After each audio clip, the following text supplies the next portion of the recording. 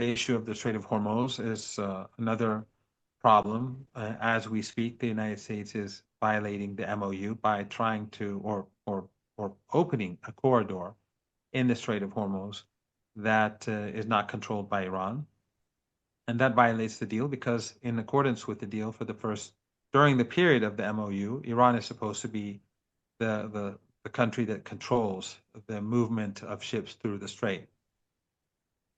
So I'm not totally optimistic about the deal. I'm somewhat pessimistic that it will lead to a comprehensive agreement.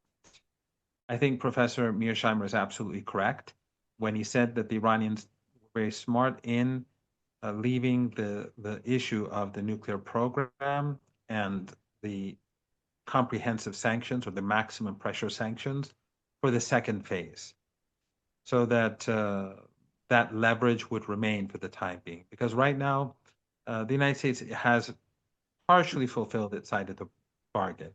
It has lifted the siege.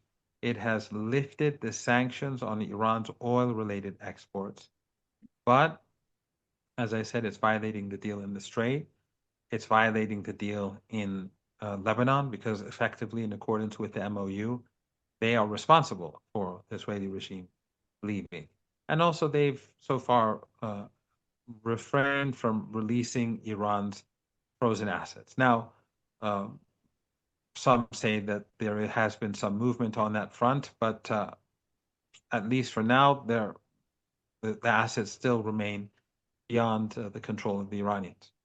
So uh, the nuclear program is important leverage. And unless the Americans resolve these issues in the MOU for the first phase, the Iranians are not going to negotiate the nuclear program. So that is important leverage. Another important point that has to be kept in mind is that Iran controls the Strait of Hormuz, and it can make the movement of ships through the strait more difficult.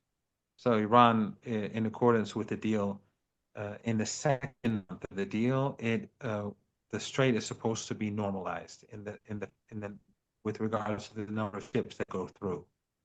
In other words, in a couple of weeks from now, the strait should look a bit like what it was 4 or 5 months ago, or let's say 5 months ago. So the Americans have their own leverage, the Iranians have their own leverage, but I think that, well, I don't think, I'm very confident that the Iranians are not going to be compromised.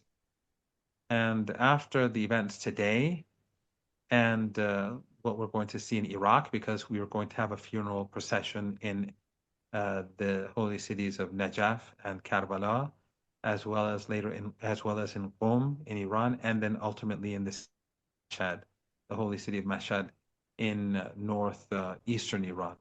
So I think that the events today and the events in the subsequent days are going to strengthen Iran's resolve when it comes to the negotiating table.